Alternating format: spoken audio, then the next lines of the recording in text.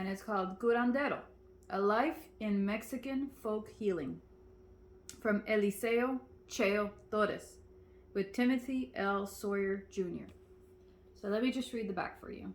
Eliseo Torres, known as Cheo, grew up in the Corpus Christi area of Texas, and he knew firsthand the Mexican folk healing practiced in his home and neighborhood. Later in life, he wanted to know more about the plants and rituals of curanderismo. Torres' story begins with his experiences in the Mexican town of Espinazo, the home of the great curandero El Niño Fidencio, where Torres underwent life-changing spiritual experiences. He introduces us to some of the major figures in the tradition, discusses some of the pitfalls of teaching curanderismo, and concludes with an account of a class he taught in which curanderos from Cuernavaca, Mexico, shared their knowledge with students. Part personal pilgrimage, part compendium of medical knowledge, this moving book reveals curanderismo as both a contemplative and a medical practice that can offer new approaches to ancient problems. Eliseo Cheo Torres is Vice President for Student Affairs at the University of New Mexico, Albuquerque. Timothy L. Sawyer, Jr. is a public information representative with the University of New Mexico. So this book was printed in, let's see here if I can find a date, 2005. Yep. So on the contents, we have acknowledgments, dedications, the healing tradition of a family and a culture, the awakening, I am healed by Doña Maria, I face the great black dog, and other tales of magical cures, my father's ancestral wisdom, exotic rituals I have known, IQ tells the story of Don Pedrito Curandero, the great Materia Chenchito Alvarado, the midwife Doña Juana, a partera. Art Esquivel tells me the story of Teresita, Saint of Cabora. How I was fed and healed by plants. Folk healing in this modern world. Curanderismo goes to school. Recent curanderos. They have an epilogue, a selected bibliography and further reading about the authors, and the index. So I'm just going to pick a random chapter. Let's go over...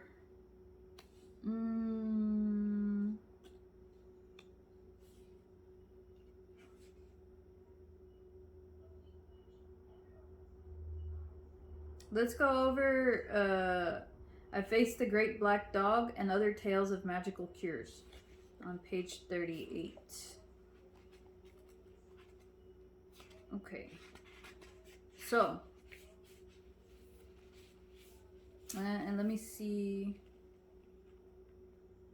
It's only a few pages. Okay. So, as a teenager, I recall going into Don Mariano's fenced yard to recover a ball that had bounced into it, not realizing that an infamous black pit bull was under the house. The dog was named Chata, or Pugnose. This pit bull had a reputation for terrorizing the neighborhood, although I was somehow innocent of all this local intelligence. At times, she was chained to a water pipe at the back door of Don Mariano's house. But most of the time she lived under the house and out of sight, waiting for a stranger to enter the yard, or waiting to jump and scare the daylights out of kids walking past the fence. Chata was known to have bitten several kids, and even to have killed cats, birds, chickens, and other dogs. But when I jumped over the wire mesh fence, my mind was on recovering this ball, and I did not know about Chata yet. When I fell within the fence, I landed on my knees. When I looked up, I was facing the drooling, bared teeth of an angry Chata. I quickly covered my face and arms, but she grabbed my head and shoulders. I remember being terrified out of my mind, yelling, screaming, and calling for my mother. I immediately felt the warm blood dripping down my face and body. When I had a chance, I got up and started running. I jumped the fence, and as I ran, my heart was thumping as hard as it ever had. And in that moment, I felt as if it were going to jump right out of my chest. I immediately went to the back door of my house and into the kitchen where my mother was cooking. She screamed when she saw my face covered with blood, which was pouring from the wound in my head. She instantly grabbed some alcohol and poured it on my head. And then she got some cobwebs that she had kept in a small store of remedies and placed them on my injury to stanch the flow of blood. That's an old trick, using spider webs to cover wounds. While the cobwebs stanched the blood flow, she began to boil manzanilla, or chamomile, tea mixed with orange blossoms, and she had picked fresh expressly to calm my nerves. And when she told me to take a nap, A couple of hours later, she looked into my eyes and my face and told me that I had had a very bad fright. This fright, or susto, must be treated, she told me, before I went to sleep later that evening. I had been treated for susto 2 or 3 times before. I can now not recall exactly why, but it was a soothing ritual that I looked forward to. After a nice bowl of real chicken soup, specially prepared for this purpose, I rested some more, anticipating the ritual. By this time, my sisters and my brother had come home, and the talk of the house was my experience with Chata. Don Mariano did not know immediately of the dog attack, but since my neighborhood was more like family than like a collection of strangers inhabiting the same ground, someone had eventually told him what happened, and he came over to our house to find out what had occurred. When the story had been relayed to him, he promised my mother that he would have the dog put down. We knew he would not, but we also knew that he felt what we would want to hear. After he had a cup of coffee with my mother, he left, but I was already feeling somewhat better, partly because I knew that I would be receiving the Susto ritual over a period of 3 consecutive days, that Wednesday, Thursday, and Friday. I did not know at the time that these were actually the traditional designated days of the week for performing the Susto ritual. At about bedtime, 10 o'clock for me in those days, my mother came into the room and changed my linens and told me to lie on fresh, crisp sheets. She then took a knife and blessed the bed without me lying on it for the first part of that evening's treatment. I was then asked to lie on my stomach with my arms at my sides. My mother then took cenizo, or sage, also known as salvia, an herb which grew in abundance all over our neighborhood, and swept me from head to toe with the sage while reciting the Apostles' Creed. As she recited the creed, she swept my body joints, and holy water, which she had bought after attending Mass the previous Sunday. She then had me lie on my back and repeated the same procedure. Still reciting the Apostles' Creed, she applied water to my forehead and then once again blessed my body joints with holy water. Now this is not, what I'm reading, but from my own reading, I have read that the joints are particularly important because in the ancient days, the joints were associated as entrance ways for evil spirits. So when people are doing a limpia, or when people are doing like a blessing or a ritual in which they specifically put crosses over the joints, that's why. Because it was, I believe, the Aztec people, and you can see in a lot of illustrations, they would illustrate like monsters or beings on the joints of the people, and this actually might be where a lot of the devils with the faces on the joints might come from, but don't quote me on that. But they believed that the joints were entryways to receive energies. So it would make sense why she would go over his joints in my reading. But don't quote me, that might not be the case. So then my mother recited the Lord's Prayer. After the Lord's Prayer, she placed her hands on my head and blew air on my face and whispered in my ear, "Will the spirit of Cheo return to this body?" She must have repeated this at least 3 times, This treatment was also complete with a nice hot cup of anise tea, or anise seed. Anise seed was another item that my mother always had on hand in her cupboard. Although she usually used it for baking empanadas, or pumpkin or apple turnovers. I didn't know that's what they were called in English. As I was drinking anise seed tea, I remember that she would sometimes give us the same tea, but with milk to cure stomach aches or colic when we were younger. And sometimes she would also give it to us for coughs or even to apply to our eyes for pink eye. Also, my father would sometimes chew on these seeds after eating a bowl of beans in order to ward off stomach gases. I'm going to try that. Truth to tell, we kids called the anise seeds fart seeds because it was a cure for my father's flatulence after eating beans. Naturally, a great source of amusement to all of us. After the cup of anise seed tea, I was told by my mother to take the cenizo herbs, fronds of the sage plant, form a cross with them, and place them under my pillow for that night. My mother and aunts also would use basil for susto. In addition, my aunts gave basil tea to my female cousins immediately after childbirth to aid in the expulsion of the afterbirth. Sometimes my mother and aunts would also use rue for susto, which they also gave my sisters and cousins to stimulate menstruation. Yes, if rue is ingested, it can also be used to abort. Just so you know. Where did I go? Okay. And to cure headaches and nausea. I recall also that my mother used ruda wrapped in cotton and placed it in our ears to ease the pain of earaches. If my mother did not have rue available, she would insert a clove of garlic in my ear to treat the earache. One day my teacher looked into my ear and was surprised to see a clove of garlic. After this incident, I always hid the clove of garlic or of rue in the playground before going into the classroom.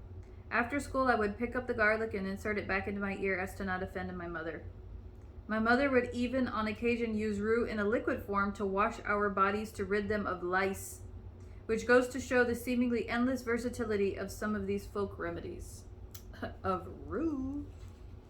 Yeah, right? Okay. I have never slept so well as after that first night's treatment for susto.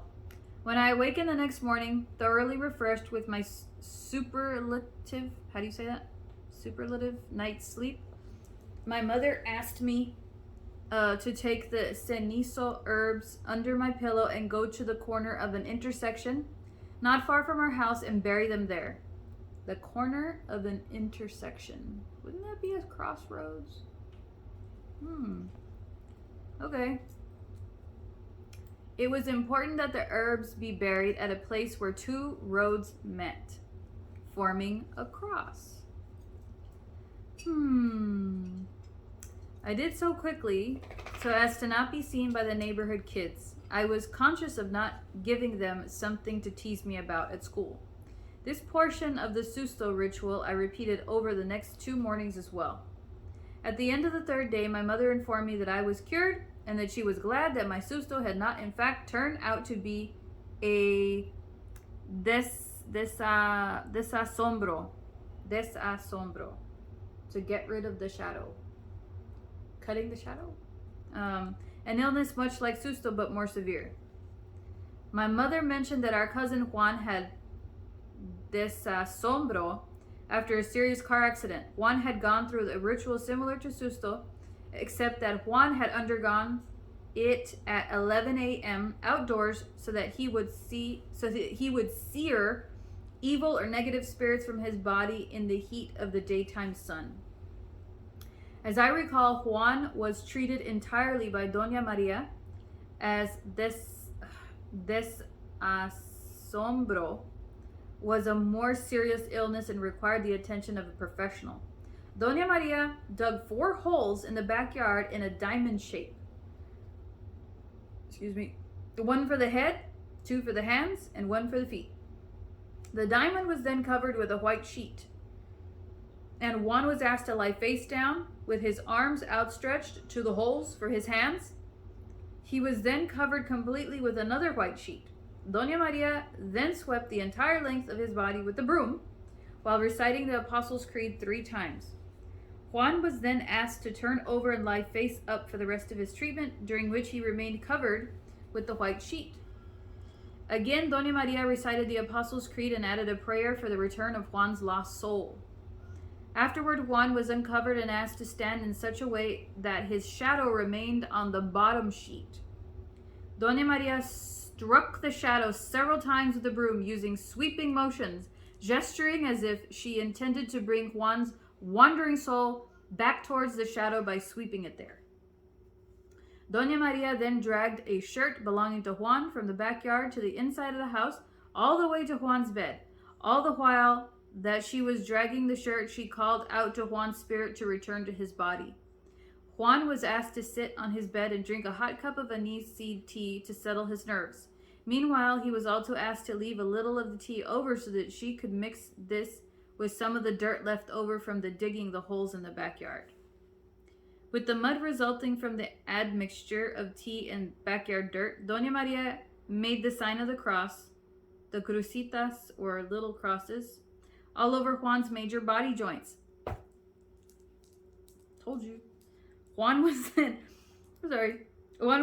asked to lie on his bed and was wrapped snugly with a blanket or a sheet. While Doña Maria was again sweeping him and reciting the Apostles' Creed, Juan began to sweat. It was hoped that in the process of sweating, Juan would purify his body and eliminate all the negative vibrations while at the same time attracting his lost soul, which had been driven out of his body by his trauma. From what I recall, Juan resumed a normal life after this, perhaps a sign of the effectiveness of the treatment, since he had been suffering a great deal of mental stress as a result of his car accident. Doña Maria told my mother, when she was done treating my own Susto, that she was very glad to find that I had not in fact experienced desasombro because of the severity of the condition. Last page. Doña Maria had known several people who had gone untreated for desasombro and had died as a consequence. God damn. This was a reason that she found that it was also always a very wise step to treat Susto immediately before it had ever had a chance to grow into desasombro, apparently a possible consequence of untreated Susto, or even espanto. See, I've heard of espanto, a condition that involves a spirit wandering far, far away from the body, which is even more serious. Okay, so this desasombro is kind of in between Susto and espanto. Okay. I think I read that right. Okay. Even more serious, since it happens during sleep and unconsciousness. Because the spirit wanders so far away, it may not return to the body even when entreated to do so. Espanto, Doña Maria told us, can happen when someone is awakened suddenly by some sort of a disaster in progress, a burglary, falling out of bed, or other trauma involving a sudden awakening that abruptly severs the body from its wandering spirit. Isn't that scary? To this day, I recall the rituals of mal de ojo, susto, and desasombro, and I remember the love of my mother and of the curandera Doña Maria in performing these rituals. Not only were these intensely caring people, but their compassion and empathy communicated itself to my whole neighborhood. And my father, my brother, and sisters were virtually everyone in the community was concerned for me and hoped and prayed for me to get well. Okay, well, that's pretty much the end of the chapter. So that's interesting. I just learned several things just from that one chapter. Eliseo Cheo Torres does do online, sorry for that. He does do online courses, but he also teaches in person at the University of New Mexico, teaches curanderismo. So what's pretty cool is I didn't know that he was from basically where I'm from. He's from Corpus, and that's about a 2-hour drive for me. Pretty cool. So yeah, check out this book from Eliseo Cheo Torres. And that's it for today. Thanks for watching.